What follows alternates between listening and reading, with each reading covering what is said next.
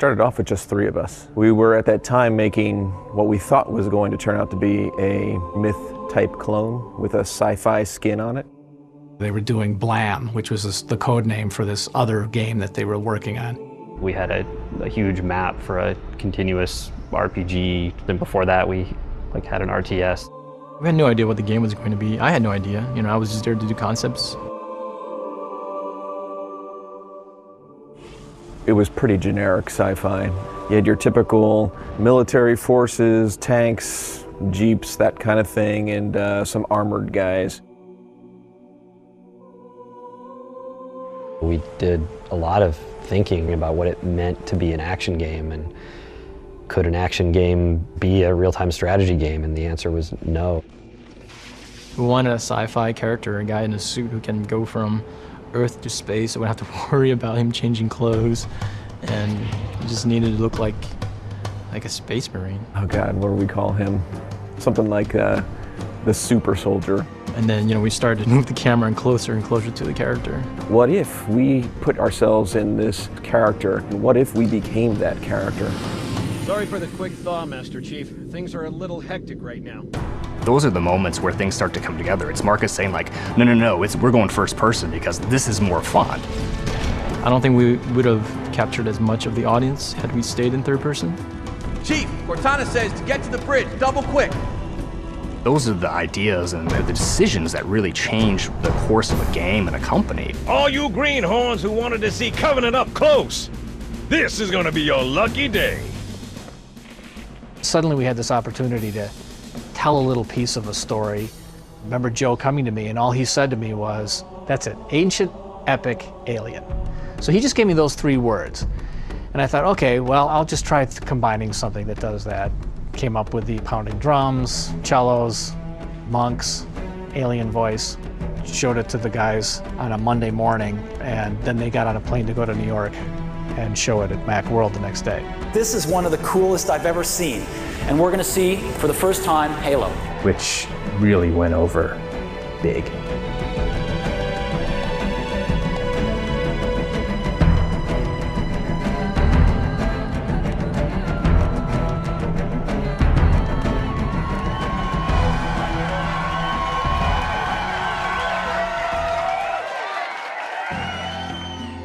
They were, making games for the Mac, which, was still a pretty small install base at that time. But, Bungie wanted to, I think, do pretty ambitious games. And, to fund the games of that caliber is not easy to do.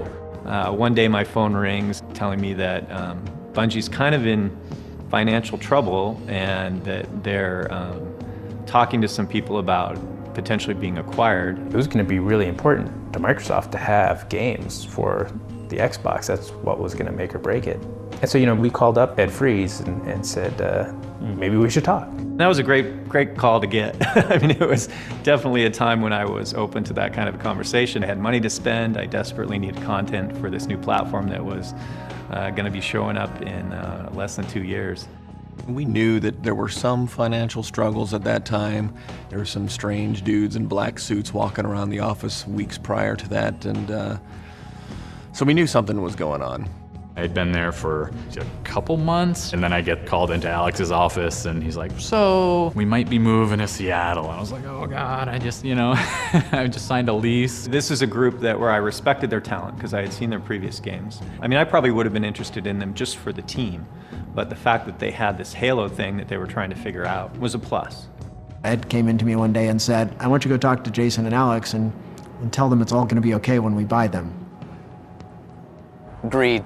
Pure and simple, cashed it in, sold our souls, came out here. I mean, if you're gonna sell your soul, Seattle's a pretty nice place to do it. Back in the 90s, Microsoft had an evil empire quality to them, and the idea that they were going to Microsoft was, oh no, they're selling out. That turning point of us going from PC games to console was gigantic. I think it was a giant gamble. Bungie, I think, presented a good opportunity for them, but it was incredibly risky too.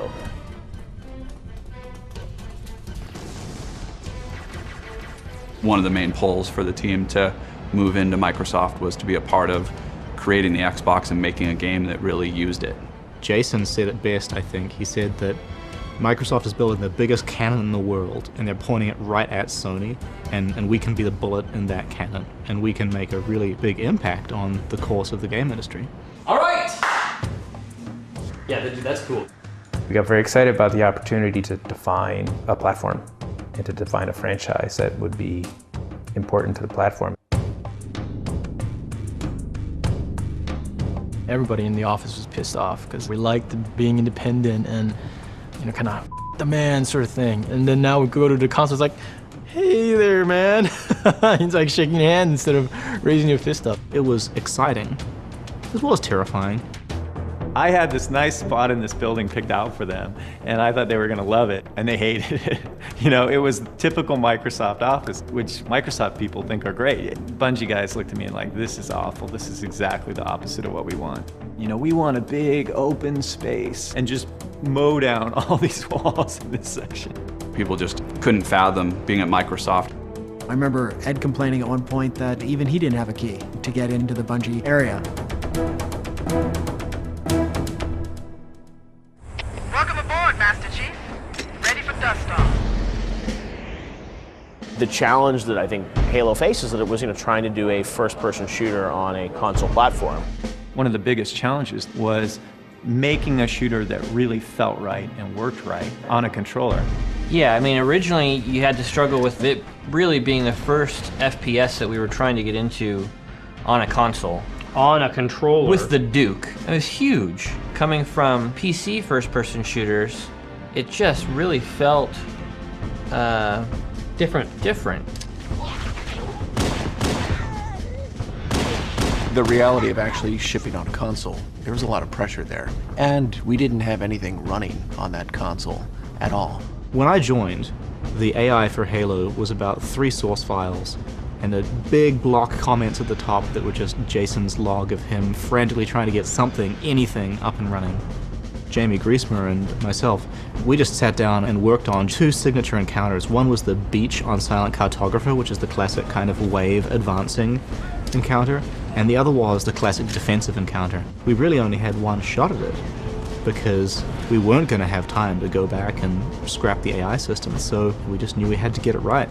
We had a lot of content to build, gameplay experiences to create. So all these grand ideas we had of this huge open world experience quickly dissipated. Bungie has always had a way of finding out what's important in a particular game style and throwing away the extraneous stuff.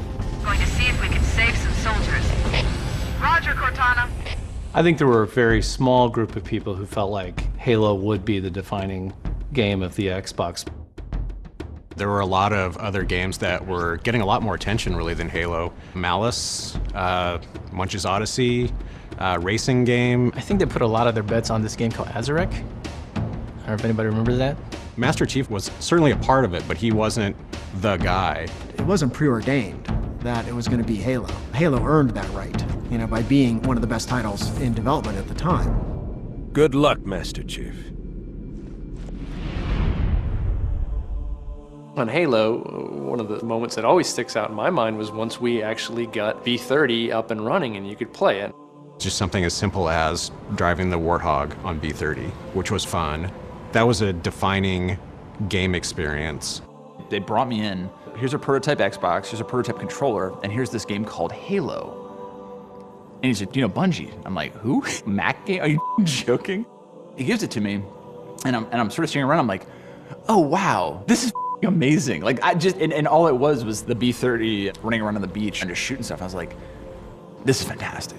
There was such an energizing moment. I said, oh, you know, this is what we're actually making. All of a sudden, the team just kind of got traction and kicked in and started going at high gear. At that time, there were 3 teams. There was the Halo team, there was still the Phoenix team, and then there was the Oni team. They owe it all to the Oni team because before we came up from San Jose, they had no multiplayer. So the multiplayer designer and the multiplayer programmer came from the Oni team. Getting closer and closer to the deadline for Halo, each one of those teams ended up getting absorbed into the Halo team because there was just no way we were going to make it. We almost cut multiplayer out of it a few days before we had to ship the build because it wasn't really working that well. You know, we were having arguments about how many people can actually connect a box together. We're like, yeah, maybe in college dorms people will do it, but who's gonna carry a TV to their friend's house? Everybody was pushing to keep multiplayer in, but none of us knew just what it would mean. That was the first time I had felt like I was part of a team that was moving inexorably towards something. The awesome thing was watching the game being built. I probably wouldn't have made the Covenant guys so colorful, but that was a request from Jason. Shinier, brighter, more color. I'm like, dude, you're nuts, man. This thing's like rainbow, it's horrible.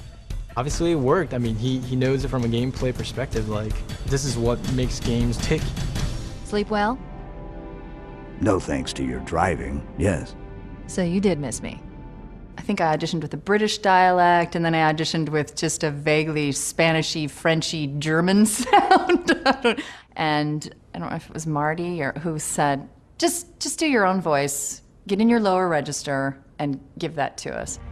Halo, it's finished. No, I think we're just getting started. Halo was incredibly unique because there wasn't anything like it. This sort of perfect storm of music and art and universe design. You could see that someone had really thought through a world. And the greatest stories, especially in the sci-fi realm, are coherent visions. The continuity comes from an underlying vision that shines through. Halo was an action game, and it put you in this world where you could be the most powerful actor in this rich physical simulation. It gave you this ability to become competent and then show your competence to your friends competitively or to your friends cooperatively. I'll never forget this. I get like a headshot on Zach, and I'm like, sit the down. And there's like applause. And I turn around, and there's a group of people who are watching. And before I know it, like, we have this line. And people were like coming in, playing their 10 minutes of Slayer, just getting right back in line. Multiplayer and Halo just go hand in hand. Now they get it. The multiplayer was the thing.